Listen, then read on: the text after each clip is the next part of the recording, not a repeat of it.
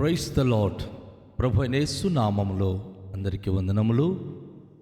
యేసయ్య మాటను ఈ కార్యక్రమాన్ని వీక్షించడానికి ప్రేమతో నేను మిమ్మల్ని ఆహ్వానిస్తున్నాను. ఈ దినము అపోస్తుల కార్యముల గ్రంథం 7వ అధ్యాయము 23 నుండి 34 వచనాల వరకు ధ్యానించుకుందాం. అతనికి 40 ఏండ్లు నిండి వచ్చినప్పుడు ఇశ్రాయేలైన తన సహోదరులను చూడవలెననే బుద్ధి పుట్టెను. అప్పుడు వారిలో ఒకడు అన్యాయము అనుభవించుట అతడు చూచి వానిని రక్షించి బాధపడిన వాని పక్షమున ఐగుప్తుని చంపి ప్రతీకారము చేసెను. తన ద్వారా తన సహోదరులకు దేవుడు రక్షణ దయచేయుచున్న సంగతి వారు గ్రహింతురని అతడు తలంచెను, కానీ వారు గ్రహింపరాయిరి. మరోనాడు ఇద్దరు పోట్లాడుచుండగా అతడు వారిని చూచి, అయ్యల్లారా, మీరు సహోదరులు, మీరెందుకు ఒకరికొకడు అన్యాయము తీసుకొనుచున్నారని చెప్పి వారిని సమాధానపరచజూచెను.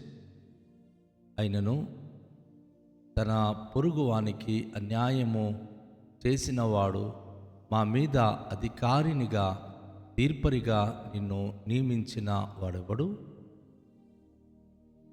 నీవు నిన్న ఐగుప్తుని చంపినట్లు నన్నును చంపదలచివా అని అతన్ని త్రోసివేశాను. మోసే ఆ మాట విని పారిపోయి మిద్యాను దేశములో పరదేశి అయి ఉండి అక్కడ 2 కుమారులను కనెను. 40 ఏండ్లైన పిమ్మట సీనాయి పర్వతారణ్యమందు ఒక పొదలోని అగ్నిజ్వాలలలో ఒక దేవదూత అతనికి అగుపడెను. మోసే చూసి ఆ దర్శనమునకు ఆశ్చర్యపడి దాన్ని నిదానించి చూచుటకు దగ్గరకు రాగా, నేను నీ పితరుల దేవుడను, అబ్రహాము, ఇస్సాకు, యాకోబుల దేవుడను నీ ప్రభు వాక్కు వినబడెను. గనుక మోసే వణికి నిదానించి చూచుటకు తెగింపలేదు. అందుకు ప్రభు, నీ చెప్పులు విడువము, నీవు నిలిచి ఉన్న చోటు పరిశుద్ధ భూమి. ఐగుప్తులో నున్న నా ప్రజల దురావస్థ నేను నిదానించి చూచి తిని వారి మూలుగులు వింటిని. వారిని విడిపించుటకు దిగి వచ్చి ఉన్నాను. రమ్ము, నేనిప్పుడు నిన్ను ఐగుప్తునకు పంపుదునని అతనితో చెప్పాను. ప్రభునందు ప్రియమైన వాళ్ళారా, ఈ వాక్య భాగంలో మోసే ఏ రీతిగా ఏర్పరచబడ్డాడు, ఏ రీతిగా ఐగుప్తు దేశానికి ఒక నాయకుడిగా పంపబడుతున్నాడో మనం చూస్తున్నాం. ఎక్కడుండి పారిపోయాడో, ఎక్కడైతే ఆయనకు భయము కలిగిందో అక్కడికి ఒక నాయకుడిగా దేవుడు తీసుకురావడం అనేది విశేషం. ప్రతి క్రైస్తవ బిడ్డలు ఇది గమనించాలి. చాలాసార్లు మనము దేవుడు అప్పగించే పని విషయంలో నిర్లక్ష్య వైఖరి కాకుండా మనం ఆసక్తి కలిగి దేవుని చిత్తానుసారంగా మనం పని జరిపినప్పుడు ఎక్కడ ఓటమి అయినట్లుగా మనము అనుకుంటామో అక్కడ మనకు నిశ్చయంగా దేవుడు గెలుపునిస్తాడు. ఈ మోసే సుమారు 40 సంవత్సరాలు ఐగుప్తు దేశంలో ఫరో ఇంట పెరిగి సకల ఐగుప్తుల విద్య అభ్యసించి మంచి సామర్థ్యవంతుడుగా,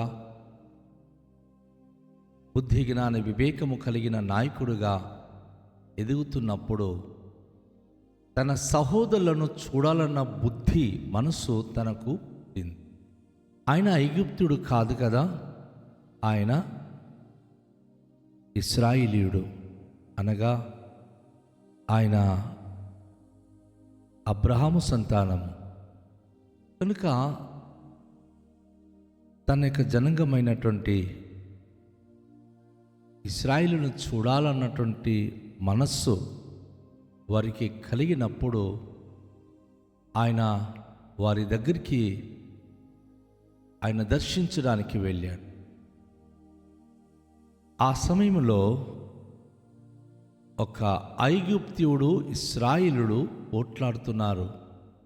ఒక ఐగుప్తీయుడు ఇశ్రాయేలుల మీద పడి తనను భయంకరంగా బాధిస్తున్నప్పుడు అది చూచి చలించలేకపోయిన మోసే ఒక ఐగుప్తుని, ఆయన అసలే యుద్ధ ప్రావీణ్యుడు, మంచి బలాఢ్యుడు, ఆయనను ఒక్క దెబ్బకి చంపేశాడు.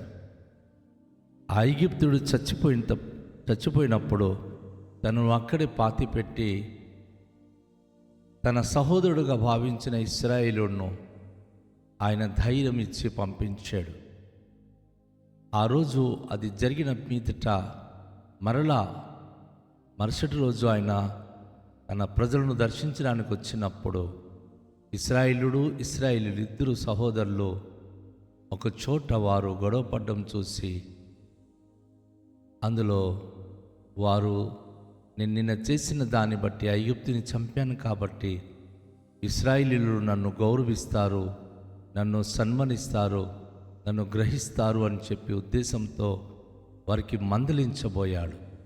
ఎందుకు మీరిద్దరు సహోదరులు ఈ రీతిగా మీరు పోట్లాడడం మంచిది కాదు అని మందలించినప్పుడు అందులో నిన్నటి దినాన ఎవరైతే ఆ ఐగుప్తుడి చేతిలో దెబ్బలు తిన్నాడో బ్రతికి బాగుపడిన వ్యక్తి సహాయం చేయడానికి వచ్చిన మోసేకు ఆయన చాలా దారుణంగా ఆయన సమాధానము మాట్లాడుతున్నాడు. మోసేకున్న ఉద్దేశం ఏంటంటే, అయ్యో నా సహోదరులు పొట్లాడుతున్నారు, అయ్యా మీరు సహోదరులు కదా, ఎందుకు మీరిద్దరూ అన్యాయంగా ఒకరినొకరు కొట్టుకుంటున్నారు? ఇలా కొట్టుకోకూడదు, మీరు సమాధానం కలిగి సంతోషంగా ఉండాలి అని వారిని మంచి మాటలు చెప్పబోతుంటే నిన్నటి దినాన బ్రతికిన వ్యక్తి తన పొరుగు వానికి అన్యాయం చేసిన వాడు, మా మీద నీకు అధికారిగా తీర్పరిగా నిన్ను ఎవరు నియమించాడని ఘాటైన మాట పలికాడు. ఇక్కడ ఒక మాట మనం గమనించాలి. ఎవరికి మనం మంచి చేస్తామో కొన్నిసార్లు వారే మనకు తిరగబడతారు. ఎవరికి మనం ఉద్ధరించాలనుకుంటామో వారే మనకు ఎదిరించి మనకు వ్యతిరేకులుగా మారిపోతూ ఉంటారు. ఇక్కడ మోసే జీవితంలో అదే జరిగింది. అయ్యో నా సహోదరులు అన్యాయం జరగకూడదు, మంచి జరగాలని ఆయన కోరుకొని మందలించడానికి వెళ్తే ఆయన అంటున్నాడు, నీవు నిన్న ఐగుప్తుని చంపినట్లు నన్నును చంపదలుచుతున్నావా అని అతనిని త్రోసివేశాడు. ఈరోజు ఇది చాలా చాలా వాస్తవం. క్రైస్తులు గొడవ పడుతూ ఉంటారు. ఒకవేళ దైవ సేవకులు ఎవరికైనా మందలిస్తే సేవకుడు వారి పక్షంగా వహిస్తున్నాడు, ఈయన మా పక్షంగా లేడు అని చెప్పి ఒకరి పట్ల ఒకరు విమర్శించుకొని సేవకుని గురించి కూడా త్రోసివేసే స్థితికి వచ్చేస్తున్నారు. సేవకుని కూడా అవమానపరిచే పరిస్థితిలోనికి ఈరోజు సమాజము దారుణంగా మారిపోయింది. అంటే ఒక వ్యక్తి మరొక వ్యక్తికి అన్యాక్రాంతం చేసినప్పుడు, అన్యాయం చేసిన వ్యక్తికి ఒక నాయకుడు కనుక సపోర్టింగ్ చేస్తే ఆ నాయకుడు మంచోడు అంటారు. కానీ అన్యాయము చేస్తున్న వ్యక్తి, అన్యాయంలో పడిపోయిన వ్యక్తికి వద్దు అలా చేయకూడదు అని అన్యాయం చేస్తున్న వ్యక్తికి మందలిస్తే వారు తిరుగుబడుతున్నారు. ఎప్పుడైతే ఆ వ్యక్తి నోట తేడగా మాట వినబడిందో ఆయన త్రోసివేసి ఆయన గురించి నన్ను నిన్న ఆ ఐగుప్తుని చంపినట్టు చంపుదువా అని అన్నాడో మోసే ఆ మాట విని అక్కడి నుంచి పారిపోయాడు. కారణం ఏంటంటే ఈ చంపబడిన వాడు ఐగుప్తీయుడు. నిన్నటి దినాన ఒకవేళ ఐగుప్తీయుడు రాజు కోటలో ఉండి ఐగుప్తులకు సంరక్షించకుండా ఐగుప్తుడి మీద చేయేసి చంపేశాడు అన్న వార్త గనుక రాజు ఎద్దకు వెళ్ళినప్పుడు ఖచ్చితంగా రాజు ఆయనకి దేశద్రోహి కింద లెక్కించి ఆయనకి భయంకరమైన శిక్ష విధిస్తాడు. కనుక వెంటనే ఆయన ఐగుప్తు నుంచి మిద్యాను దేశానికి పరదేశిగా పారిపోయాడు.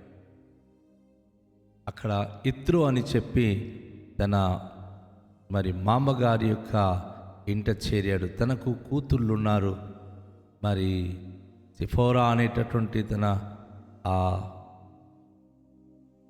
యాజకుని కుమార్తెకు వివాహము చేసుకొని 2 కుమారులను కని అక్కడ ఆయన వశ చేసి ఉన్నప్పుడు అనుకోకుండా దైవ స్వరము తనకు సీనాయి పర్వతం మీద వినబడింది. అద్భుతమైనటువంటి పరిస్థితులు ఏంటంటే, ఆయన సీనాయి పర్వతారణ్యమందు ఆయన తన మామగారి యొక్క గొర్రెల మందను మేపుకుంటున్నప్పుడు ఒక పొద నుంచి అగ్నిజ్వాలలలో దేవదూత అతనికి ప్రత్యక్షమై ఆయనతో మాట్లాడడం అనేది విశేషం. ఆ మండుచున్న పొద నుంచి మోసే అని పిలిచినప్పుడు ఆ మాటలు, ఆ స్వరము విని ఆయన దగ్గరికి వెళ్ళి అసలు ఏంటి జరుగుతుంది, ఈ పొద కాలిపోతుంది, మండిపోతుంది కానీ కాలిపోవట్లేదు, రాలిపోవట్లేదు, ఏమిటి వింత అని ఆ పొద చూడడానికి దగ్గరికి వెళ్ళినప్పుడు పొద నుంచి ఆయనకి స్వరం వినబడుతుంది. అద్భుతమైన విషయం. ముందు నీ పాదాలకు ఉన్న చెప్పులు తీసి దగ్గరికి రమ్మని చెప్పినప్పుడు అది ఆ స్థలము ఒక పవిత్రమైన స్థలముగా నుంచి ఆయన దగ్గరికి వెళ్ళాడు. అప్పుడు దేవుడు తనతో మాట్లాడుతున్నాడు. నేను నీ పితరుల దేవుడను, నీ పితరుల దేవుడైన అబ్రహాము దేవుడను, ఇషాకు దేవుడను, యాకోబు దేవుడను అని ప్రభు తనతో మాట్లాడుతూ ఆయనతో అనేక విషయాలు సంభాషించడానికి ప్రభు ఇష్టపడ్డాడు. ఆ పొద మండుతుంది కానీ కాలిపోవట్లేదు.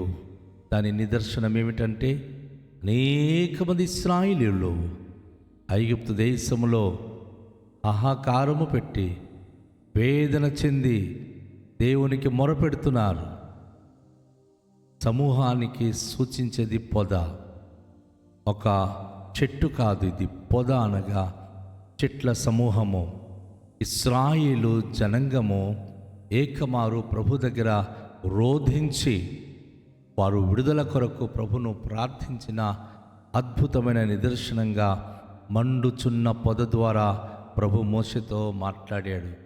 మాట్లాడుతూ ఆయన తెలియచేస్తున్నాడు, అయ్యా నేను మీ యొక్క పితరుల దేవుడైన అబ్రహాము దేవుడను, ఇషాకు దేవుడను, యాకోబు దేవుడని ఆ పరిచయ వాక్కు చెప్పేసరికి ఇక ఆయన గడగడ వణుకుతూ ఆ స్థలములో నిల్చున్నాడు.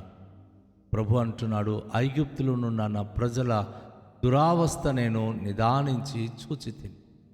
వారి మూలుగులు వింటిని, వారిని విడిపించుటకు దిగి వచ్చి ఉన్నాను. రమ్ము, నేను ఇప్పుడు నిన్ను ఐగుప్తులో పంపుదునని వారితో చెప్పాను. దేవుడు అద్భుతమైన రీతిగా నేను వారికి విడిపించడానికి వెళుతున్నాను. దేవుడు ఒక పని చేయాలనుకున్నప్పుడు తనకు ఒక వ్యక్తి కావాలి. దేవుడు ఇప్పుడు విడిపించడానికి, దర్శించడానికి వచ్చినప్పుడు మోసే దేవుడికి అవసరం వచ్చింది. మోసెను పుట్టించాడు. మోసెను ఆ ప్రజల విమోచనార్థమై అక్కడ వాడుకుంటున్నాడు. ప్రియ దేవుని యొక్క బిడ్డలారా, దేవుడు ప్రతి యుగములో, ప్రతి కాలములో ఒక మంచి కార్యములు చేయడానికి ఒక్కొక్క వ్యక్తిని పుట్టిస్తాడు. మీరు ఈరోజు రక్షణలోనికి రావడానికి, దేవుని బిడ్డలుగా మారడానికి మీ వెనకాల ఎవరో కొన్ని పుట్టించున్నాడు కదా. ఏ సేవకుడు మీ దగ్గరికి వచ్చి వాక్యం బోధించి మిమ్మల్ని స్థితిలోనికి రక్షణను నడిపించి ఉన్నాడు కదా. మీరు గుర్తించగలగాలి. మోసే ఆ రీతిగా ఐగుప్తు దేశానికి పంపబడడానికి దేవుని యొక్క ఏర్పాటును ఈ అధ్యాయం ద్వారా మనం నేర్చుకుంటున్నాం. రండి, తలలుంచుకొని దేవునికి ప్రార్థన చేద్దాం. తండ్రి, మీకు వందనాలు. ఈ ప్రశస్తమైన సమయంలో మా కొరకు మీ రక్షణ ప్రణాళిక ఎంతో అద్భుతము. ప్రభువా, మేము నశించిపోవడం మీకు ఇష్టము లేదు. మా కష్టాల్లో నుంచి, మా బాధల నుంచి, మా ఇరుకు ఇబ్బందుల నుంచి మేము మిమ్మల్ని ప్రార్థించినప్పుడు రక్షకుడైన ప్రభువైన యేసుక్రీస్తును మా కొరకు పంపించారు. ఆనాడైతే మోసేకు పంపించి ఐగుప్తు బానిసత్వం నుంచి వారికి విడిపించారు. నేడైతే ప్రభు అయిన యేసుక్రీస్తును మా దగ్గరికి పంపించి, అలాగే ప్రభు అయిన యేసుక్రీస్తు వారికి సేవకులను మా దగ్గరికి పంపించి, వారి పరిచర్య ద్వారా, వారు శ్రమించి సువార్త ప్రకటించడం ద్వారా, మమ్మను నడిపించడం ద్వారా రక్షణ అనుభూతిలోనికి నడిపించి మమ్మను అద్భుతంగా దీవిస్తున్నారు. ప్రభు సకల మహిమ ఘనత ప్రభావాలు మీకే ఆరోపిస్తూ యేసు నామములో ప్రార్థిస్తున్నాము తండ్రి, ఆమేన్. అందరికీ షలోం. ప్రభు మనను దీవించునుగాక.